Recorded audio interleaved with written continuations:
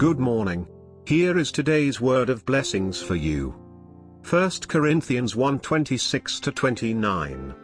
Brothers and sisters, think of what you were when you were called. Not many of you were wise by human standards, not many were influential, not many were of noble birth. But God chose the foolish things of the world to shame the wise, God chose the weak things of the world to shame the strong. God chose the lowly things of this world and the despised things, and the things that are not, to nullify the things that are, so that no one may boast before him. Today's title is The Foolish Things That Shame the Wise. This is one of my favorite verses as a pastor.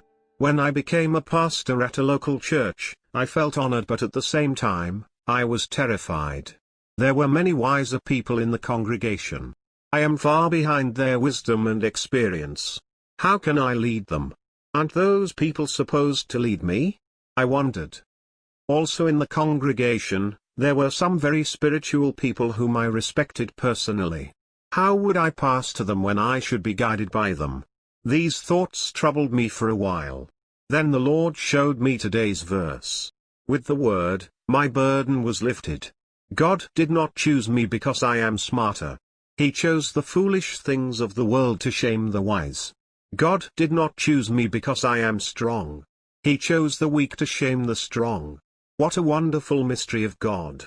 How different is God's way from our ways. We look for smarter and stronger people.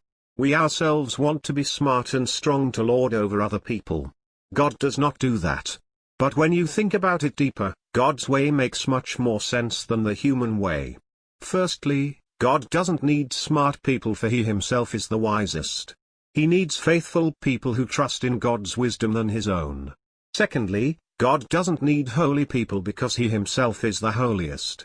He rather calls sinners who humbly confessed that they are wretched sinners and doomed apart from the grace of God. God doesn't need strong people because He is the most powerful. He needs the servants who will humbly lean onto Him in everything. That way, man will humble themselves and God only will be glorified.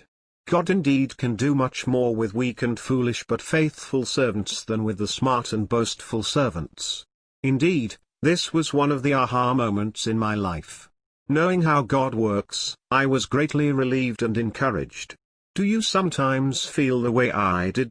Are you lamenting the weak and unpreparedness of yourself? Don't worry. That could be your assets if you draw nearer to the throne of His grace. God will shame the wise and strong through you as long as you are faithful. What a mystery. What a wonder. Amen.